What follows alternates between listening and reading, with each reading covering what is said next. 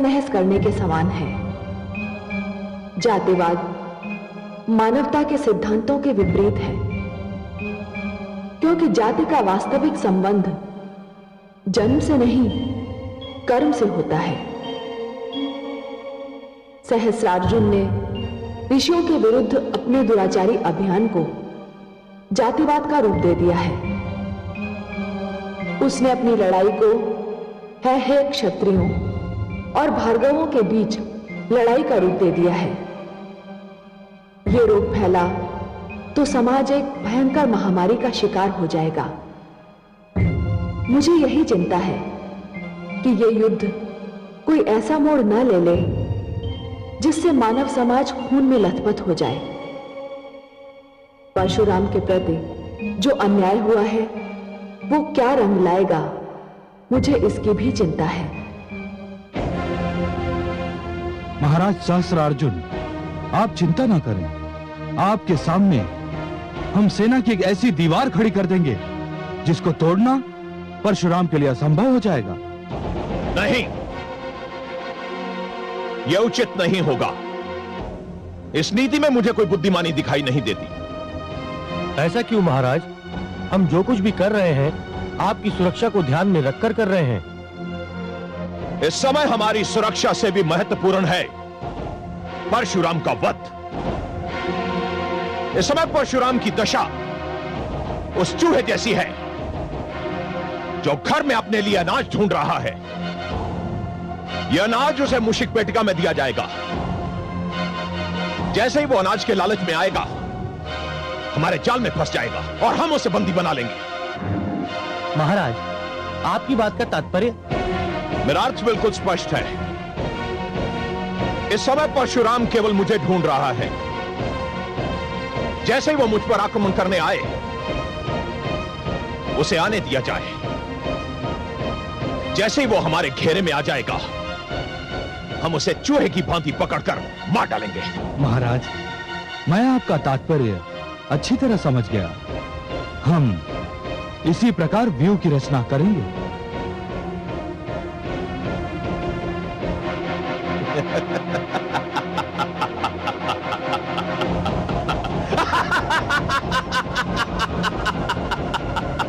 बेचारा परशुराम। परशुराम, नहीं, हम ऐसा नहीं करेंगे।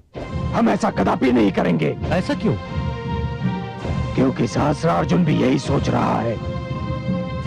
वो मुझे चूहे की भांति घेर कर मारना चाहता है।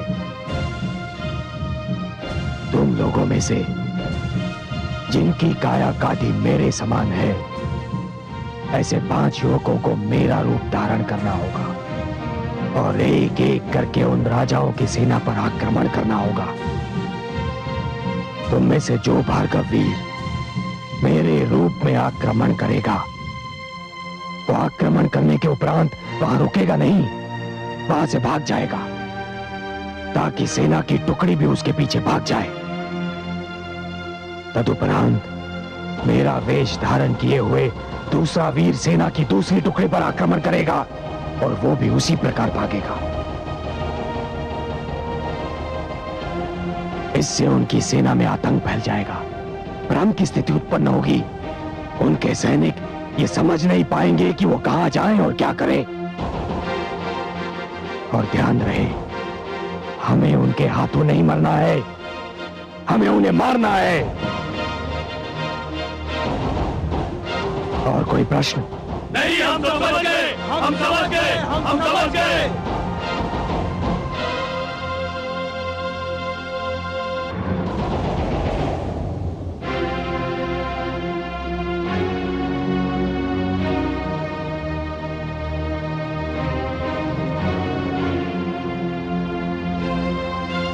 महाराज की जय हो। परशुराम ने अपने संदेश वाहक को कोई महत्वपूर्ण संदेश लेकर भेजा है।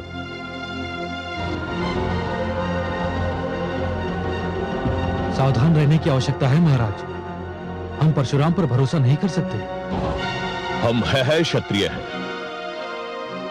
4 पुत्रों के कटे हुए सर देखकर भी हम क्षत्रिय परंपरा को नहीं भुला सकते। संदेशवाहक का स्वागत है।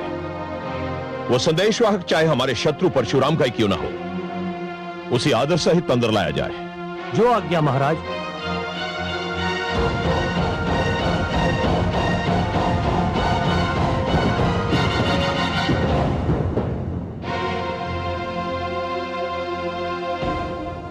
श्री राज राजेश्वर चक्रवर्ती सम्राट सहस्त्रार्जुन की जय हो।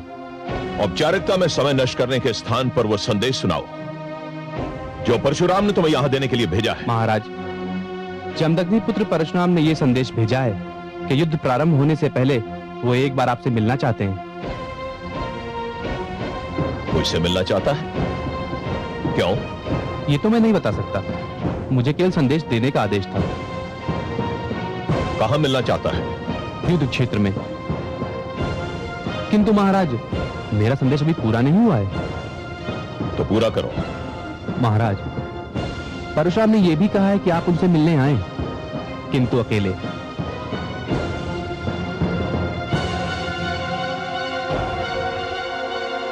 आपके साथ आपके सहयोगियों में से किसी को भी नहीं होना चाहिए।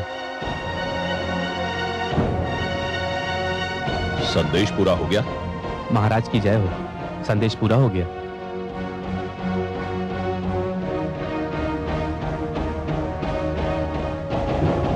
आपने क्या निर्णय लिया है महाराज? हम सोच रहे हैं। मेरे विचार में तो आपको वहां नहीं जाना चाहिए महाराज। महाराज, हम परशुराम पर विश्वास नहीं कर सकते। महाराज, आपके वहां जाने से संकट भी उत्पन्न हो सकता है। और हमारे ना जाने से क्षत्रिय गौरव का अपमान भी हो सकता है। क्षत्रिय गौरव के सम्मुख हमारे प्राणों का कोई मूल्य नहीं। हम जाएंगे, अवश्य जाएंगे। परशुराम से कहो कि हमने उसकी विनती स्वीकार कर ली है। हम उसे मिलने अवश्य आएंगे। महाराज की जय हो।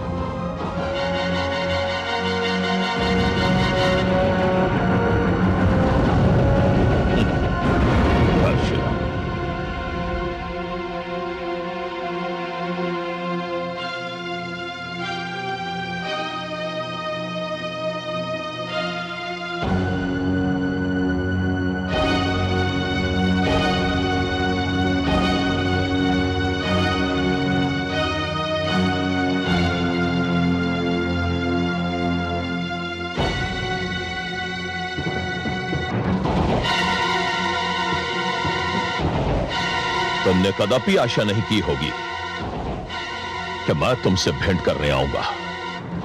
मुझे आशा ही नहीं, विश्वास था सहस्त्रार्जुन कि तुम आओगे।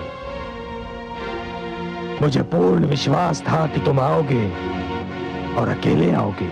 इस विश्वास का कारण?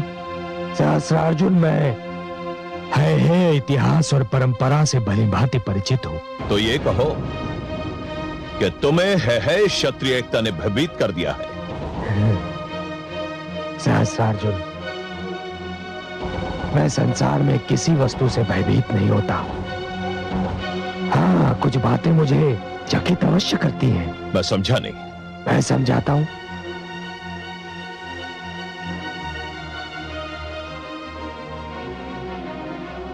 सहस्त्रार्जुन, मुझे कभी किसी व्यक्ति का उत्थान चकित नहीं करता, क्योंकि मैं जानता हूं कि उस व्यक्ति के उत्थान का कारण उसकी योग्यता है। जीवन में उत्थान उसी व्यक्ति का होता है जो उसकी क्षमता रखता है,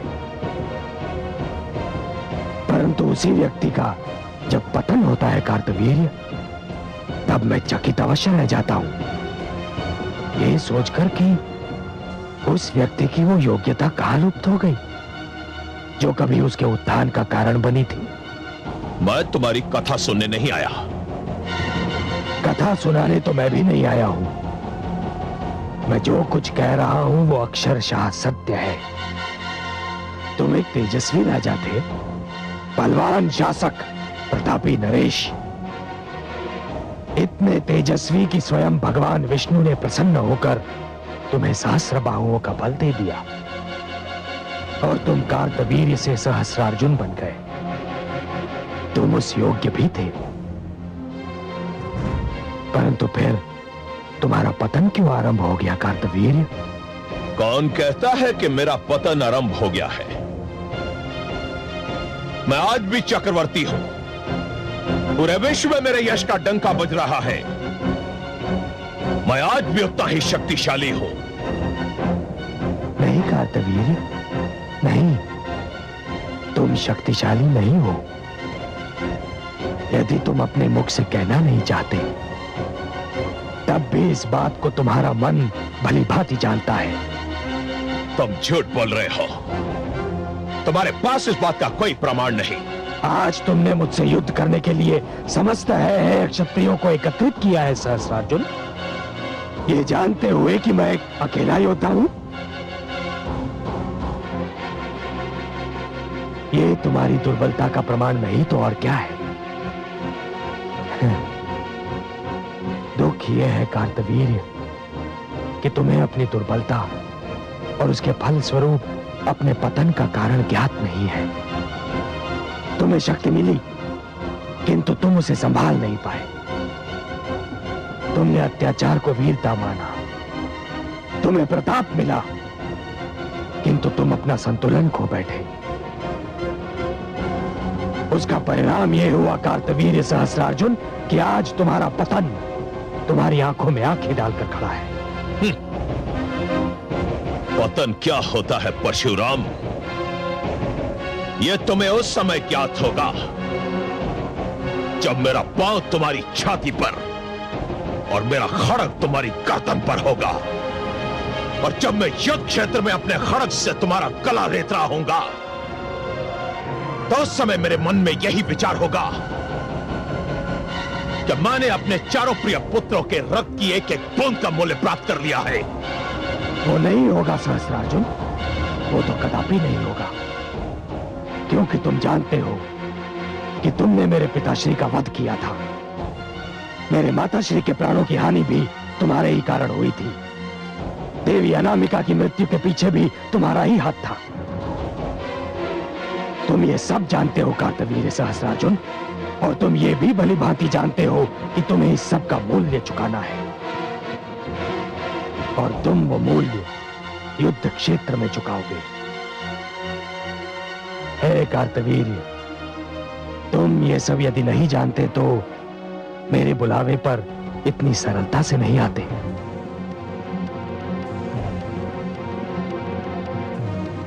मुझे अब तक यह नहीं ज्ञात हो सका कि तुमने मुझे यहां आने का निमंत्रण क्यों दिया था।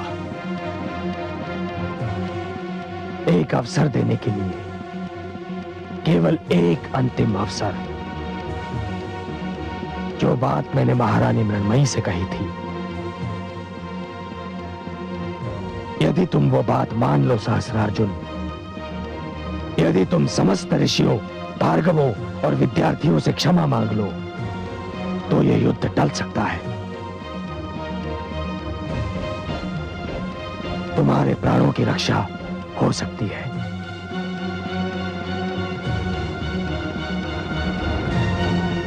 इसका उत्तर तुम्हें कल यही मिलेगा परशुराम, इसी युद्ध क्षेत्र में।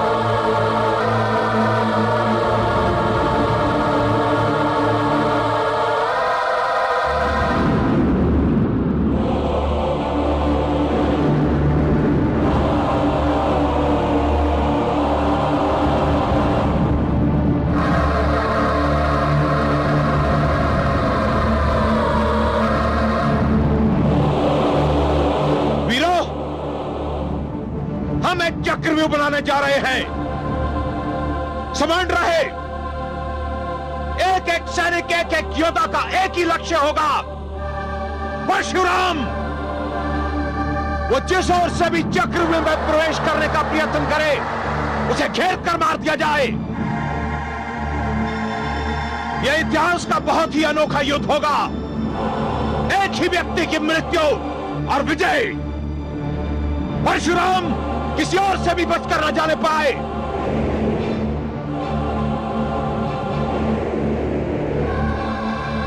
महाराज सहस्त्रार्जुन, युद्ध क्षेत्र तो रिक्त है। यह कैसा युद्ध है? यहां तो कोई प्रतिद्वंदी नहीं है।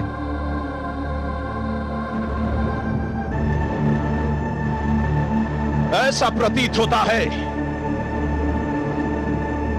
कि आज भार्गव भय के कारण नहीं आएंगे। हाँ, मुझे तो ऐसा लगता है कि आज युद्ध ही नहीं होगा।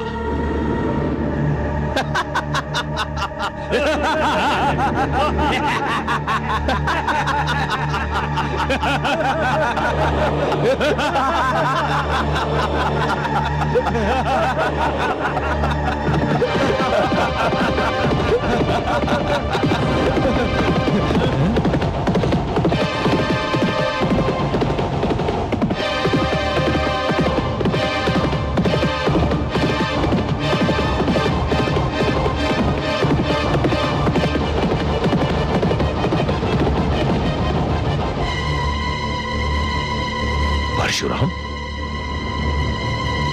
उठा नरेश, आक्रमण करो। मुझे परशुराम का वध चाहिए। आक्रमण! आक्रमण!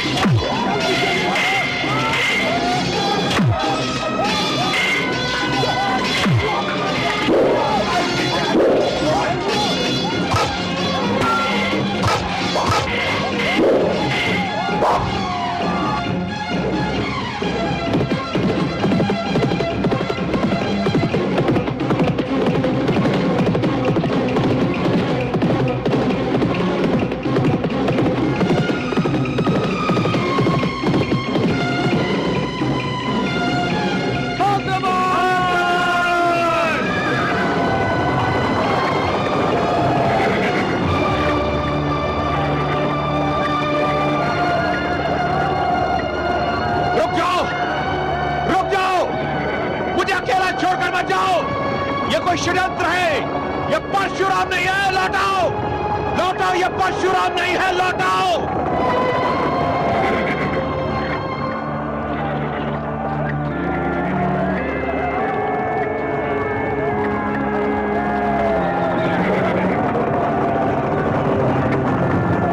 रुक जाओ, मैं कहता हूं रुक जाओ, ये परशुराम नहीं है, रुक जाओ,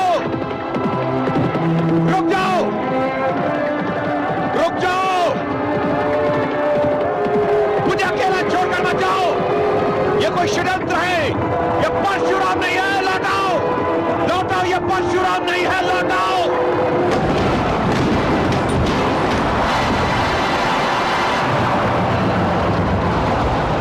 तुम सत्य कहते हो सहस्त्रार्जुन, परशुराम वो नहीं, परशुराम तो मैं हूं। अब उठाओ अपने शस्त्र और दिखाओ अपनी सहस्त्र बाहुओं का बल।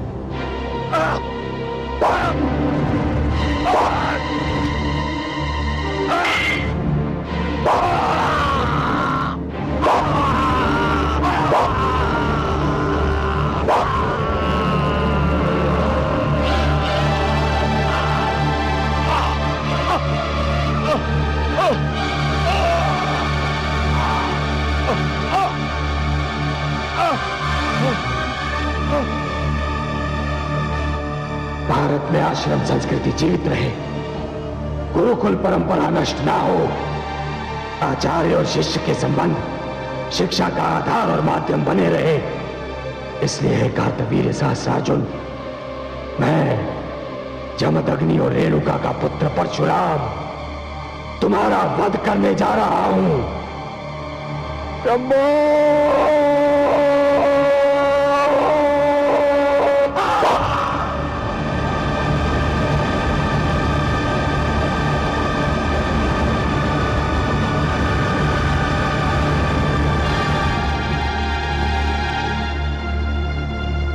शंभो!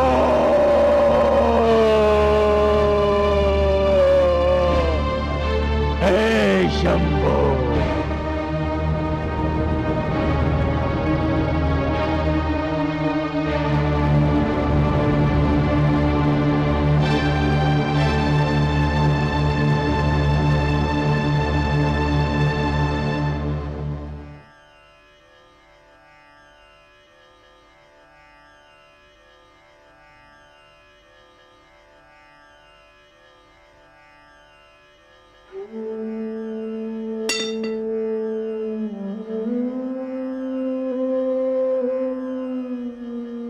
हे माता,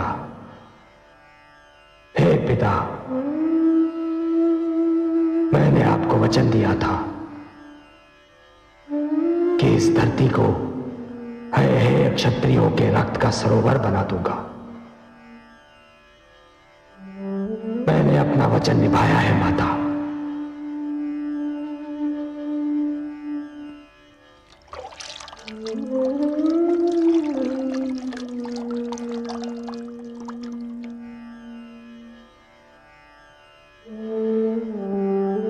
मैं आज उन क्षत्रियों के रक्त से आपका तर्पण कर रहा हूं। इस क्षण के उपरांत मेरा अभियान समाप्त हो गया है। परशुराम एक इतिहास बन गया है माता, परशुराम एक इतिहास बन गया। वो इतिहास जो मानव को यह बताएगा कि अत्याचार का विरोध ना करना अत्याचार को सहयोग देना है। हे देवगण, हे ब्रह्मा, हे शिव शंभो, परशुराम ने अपना लक्ष्य पूर्ण कर लिया। मैंने अपना लक्ष्य पूर्ण कर लिया।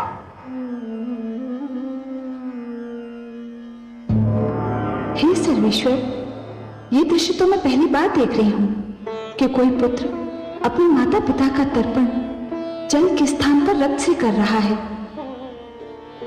यदि ये परंपरा बनी तो मानव का क्या होगा, संस्कृति का क्या होगा? महादेवी, ये दृश्य देखने में क्रूर अवश्य लगता है, परंतु तनिक सोचिए, उस पुत्र की मनस्थिति क्या होगी जिसके माता पिता, मित्र, आचार्य और एक निर्दोष कोमल कन्या को निर्ममता से मार दिया गया हो। मैं भी यही समझती हूँ कमल नयन कि सारा किया धरा सहस्रार्जुन का है। उसने तो अन्याय की हर सीमा लांघ ली है। परंतु हे सर्वेश्वर, सहस्रार्जुन को सहस्त्र बाहुओं का बल आप ही ने प्रदान किया था ना? हाँ महादेवी, पर सहस्त्र बाहुओं का बल मैंने उसे क्यों दिया था, ये तो वो भी जानता था और आप भी जानती हैं। मानव की यही दुर्बलता है महादेवी कि वो कभी कभी अपने वरदान का ऐसा दुरुपयोग करता है कि वरदान देने वाला अपनी देन पर पछताने लगता है। और इसका एक ही उपाय है महादेवी कि मानव को अपने जीवन में इतनी शक्ति दी ही न जाए कि वो दूसरों के लिए अभिशाप बन जाए और मुझे हस्तक्षेप करना पड़े। मैं भी यही कह रही थी जगदीश्वर। मानव को ईश्वर ने सद्बुद्धि दी, जीवन के नियम बताए, न्याय अन्याय, धर्म अधर्म, सत्य असत्य, उजाले अंधेरे की पहचान करा दी, उसे हर रूप से संपूर्ण बनाया। फिर ऐसा क्यों होता है कि हर बार आपको हस्तक्षेप करना पड़ता है? महादेवी, जिस प्रकार सारे घर में उजाला फैलाने वाला दीपक चाहते हुए भी अपने ही पैरों तले का अंधेरा नहीं मिटा सकता, उसी प्रकार समस्त शक्तियों से संपन्न होने के उपरांत भी मानव अपनी ही भीतर की दुर्बलता पर अंकुश नहीं रख पाता। मानव की दुर्बलता यह है महादेवी कि शक्ति पाते ही वो ये सिद्ध करने पर उतर आता है कि जो शक्ति उसके पास है वो किसी और के पास नहीं है, और इसे सिद्ध करने में वो उसी प्रकार अहंकार के जाल में फंस जाता है जिस प्रकार एक पंछी बहेलिए के जाल में फंस जाता है। और फिर जिस प्रकार भोर दोपहर में, दोपहर संध्या में और संध्या रात्रि में परिवर्तित हो जाती है, उसी प्रकार अहंकार अन्याय में, अन्याय अत्याचार में और अत्याचार निर्ममता में परिवर्तित हो जाता है। और तब आपका हस्तक्षेप न करना असंभव हो जाता है। हाँ महादेवी, और फिर मानव की आत्मा से दुखी पुकार उठती है जिसे सुनकर मैं अपने पग रोक नहीं पाता। कमल नयन, आप पग नहीं उठाएंगे तो अनर्थ हो जाएगा। आत्मा की दुखी पुकार परमात्मा न सुनी तो मानव की आस्था टूट जाएगी, विश्वास चूर चूर हो जाएगा, तम और अन्याय की शक्तियों की विजय हो जाएगी। मानव की तो आप संकट मोचन हैं, सहायक हैं, अंतिम आश्रय हैं। मुझे अपने प्रश्न का उत्तर मिल गया देवीश्वर। अंत हुआ अन्याय का, पूर्ण हुआ अभियान, यही दंड है पाप का, ले हर कोई जान। जीवन में निर्दोष की कभी न लेना हाय, दुखिया मन की हाय से सारा जग जल जाए, सारा जग जल जाए। जो सुनेगा ये पुराण पाएगा सुख और ज्ञान, पाएगा सुख और ज्ञान। कर्म को ही धर्म जान, प्रेम की तू छेड़तान, प्रेम की तू छेड़तान। बीते युग बता रहे हैं, बीते युग बता रहे हैं, सत्य पथ पे चल सुजान। विष्णु पुराण